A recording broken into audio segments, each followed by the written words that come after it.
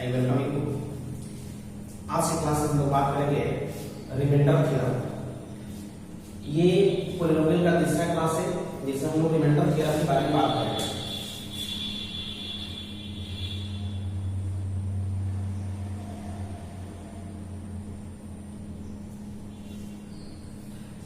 Remainder theorem को prove करने से पहले इसके इंपोर्टेंस को बताया जाए।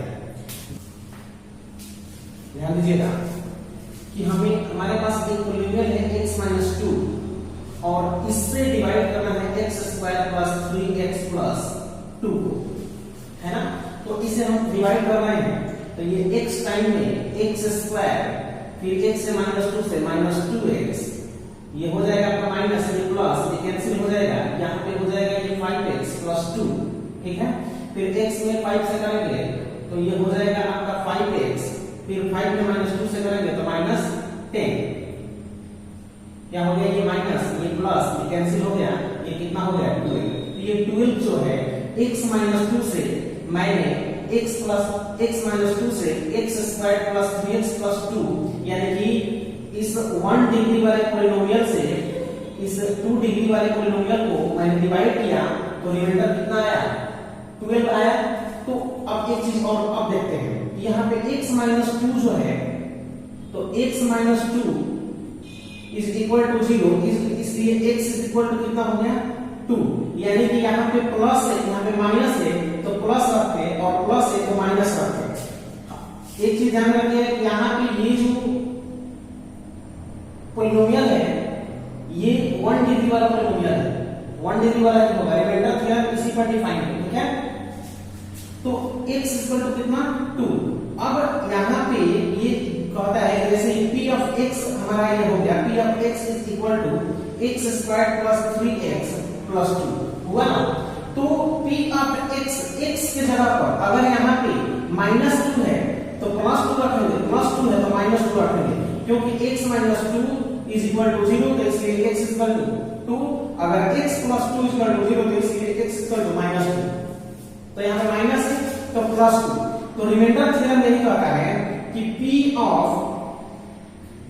का जो वैल्यू होगा, पॉलिनोमियल का वैल्यू मैंने आपको बताया था, तो p(2) का जो वैल्यू होगा वही उसका क्या होगा, रिमाइंडर होगा। तो जहां जहां x से वहां 2 रख देंगे, +3 × 2 + 2, ये हो गया आपका 4 और ये हो गया 6 और ये हो गया 2, कितना आया 12। आएगा समझ। तो यहाँ पे ऑब्जर्वेशन क्या मिला कि if x² + 3x + 2 is divided by x - 2 then the remainder will be p(2). बस समझ गए, यानी कि पॉलिनोमियल में वेरिएबल के जगह पर 2 पुट करेंगे तो वही उसका रिमाइंडर हो जाएगा। ये पॉलिनोमियल का जो वैल्यू होगा x के जगह पर 2 रखने के बाद पॉलिनोमियल का जो वैल्यू होगा वही उसका क्या हो जाएगा, रिमाइंडर हो जाएगा। बात समझ आ रही है। तो रिमाइंडर थ्योरम यही कहता है। देखिए रिमाइंडर थ्योरम क्या कहता है, late p(x) be a polynomial of degree 1 or more and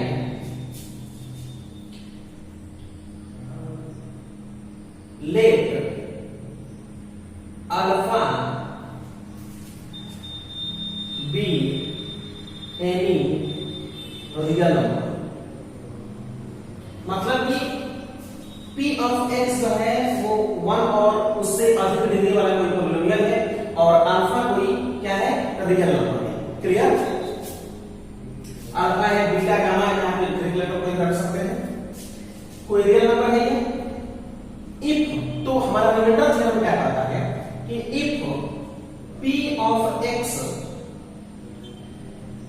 is divided by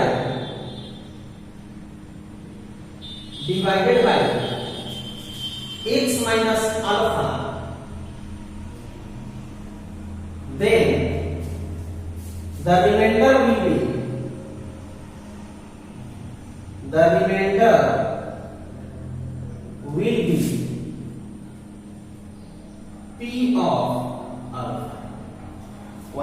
मैंने जो आपको एग्जांपल लेकर बताया था x माइनस 2 से, तो अल्फा के जगह वहां 2 रखा था भाई ने, तो अब यहाँ पे 2 के जगह अल्फा रखे हैं, तो p ऑफ 2 का जो वैल्यू, p ऑफ अल्फा का जो वैल्यू होगा वो क्या होगा, रिमाइंडर होगा। ठीक है, प्रूफ देखते हैं।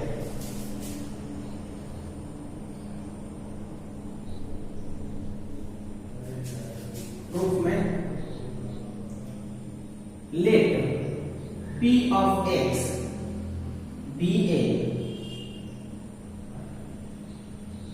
polynomial of degree 1 और more, यानी कि p of x जो है वो एक या उससे अधिक डिग्री वाला कोई क्या है, पोलिनोमियल है।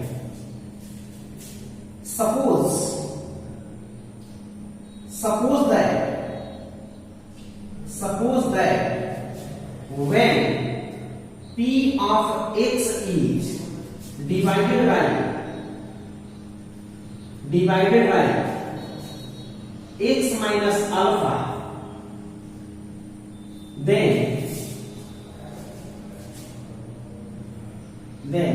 q of x is quotient and r of x is remainder। हम यहां पे ये बता रहे हैं कि p of x जो है वो 1 या उससे अधिक डिग्री वाला कोई पोलिनोमियल है। तो मान लेते हैं कि p of x को हम x माइनस अल्फा से डिवाइड करते हैं, तो हमारा जो कोसेंट होगा वो q of x होगा और रिमाइंडर जो होगा वो r of x होगा। Clear? Now by division algorithm, division algorithm क्या कहता है? डिवीजन एल्गोरिथम कहता है p of x is equal to dividend is equal to divisor, यानी कि x माइनस अल्फा से हम डिवाइड कर रहे थे, ये डिवाइजर हो गया, into divisor into quotient. Quotient क्या है? q of x और प्लस r of x। यहां तक कोई प्रॉब्लम? ये डिवीजन एल्गोरिथम होता है। ठीक है, अब इसमें आपको कंडीशन को अप्लाई करना है इसकी डिग्री के बारे में। ठीक है, तो यहां पे हम लिख देंगे वेयर, जैसे मेरे कहने का मतलब ये है कि यहां आपका ये p of x हो गया है ना, और ये आपका x माइनस अल्फा हो गया, और ये हो गया आपका q of x, और यहां हो जाएगा आपका r of x। कोई प्रॉब्लम? नो। तो where degree of r of x, यानी कि जो रिमाइंडर का जो डिग्री होगा इज लेस देन, रिमाइंडर का जो डिग्री होगा वो फिर किसके डिग्री से छोटा होगा? x minus alpha, r of x is less than degree of x minus alpha is equal to 1। यहां पे ध्यान देने वाली चीज ये है कि r of x का जो डिग्री है वो x माइनस अल्फा के डिग्री से छोटा है, और यहाँ पे इक्वलिटी किसके लिए होल्ड कर रहे हैं? 1 किसके लिए किए हैं? x माइनस अल्फा का डिग्री जो है 1 है। यहाँ ध्यान देने वाली बात यह है कि x माइनस अल्फा का डिग्री जो है वो 1 है, 1 डिग्री वाला है ये, और इससे छोटा r of x का है, यानी कि स्पष्ट पता चल रहा है यहाँ पे। इसलिए degree of r of x is less then 1। Clear हुआ? तो degree of r of x is less then 1, यानी कि डिग्री जो है r of x का जो डिग्री है वो 1 से क्या हो गया? यहाँ पे छोटा हो गया। तो जब 1 से छोटा होगा तो क्या होगा? 1 होगा, सॉरी 0 होगा।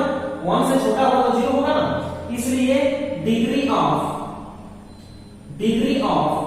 r of x is equal to क्या हो जाएगा? जब 1 से छोटा है तो 1 से छोटा इंटीजर क्या होगा?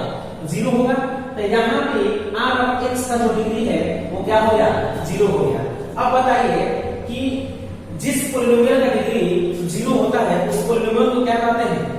Constant polynomial. आपको स्मार्ट थ्योरम में बताए थे पिछले क्लास में कि कांस्टेंट पोलिनोमियल का जो डिग्री होता है वो क्या होता है? 0। तो यहाँ पे हमने r of x की डिग्री को क्या दिखा दिया? 0। Zero, it means R of X is a constant polynomial. Clear है? Here it is clear that r of x is a constant r of x equals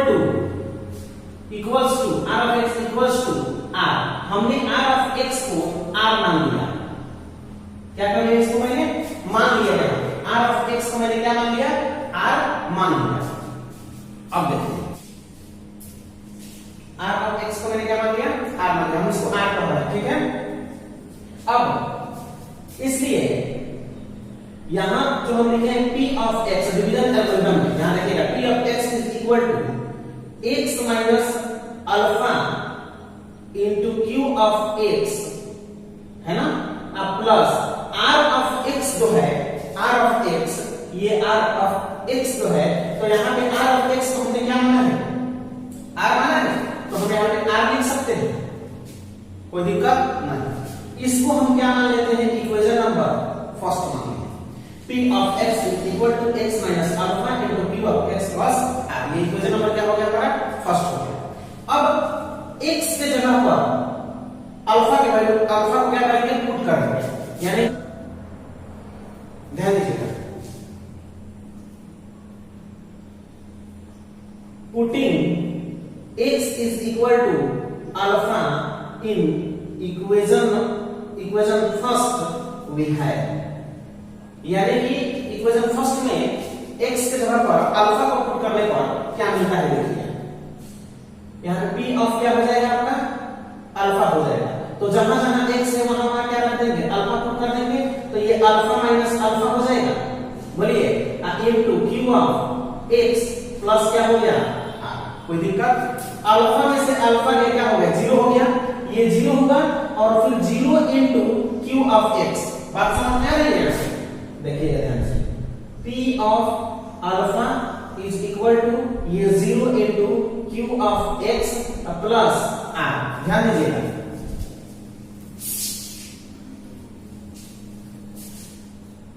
या p of alpha is equal to ये पूरा system ये क्या हो जाएगा? Zero हो जाएगा यहाँ पर। तो जीरो प्लस आर मतलब क्या हुआ? क्लियर हुआ? तो ये क्या है आपका? ये p ऑफ अल्फा जो है ये क्या हो गया? ये जो हमने रिमाइंडर r ऑफ x माना था, यही ना है? ये जो है आपका, यही ना है आपका r ऑफ x? बात समझ रही है? तो p ऑफ अल्फा का जो वैल्यू होगा वही हमारा क्या हो जाएगा? रिमाइंडर हो जाएगा। तो वही यहां पे लिख देंगे,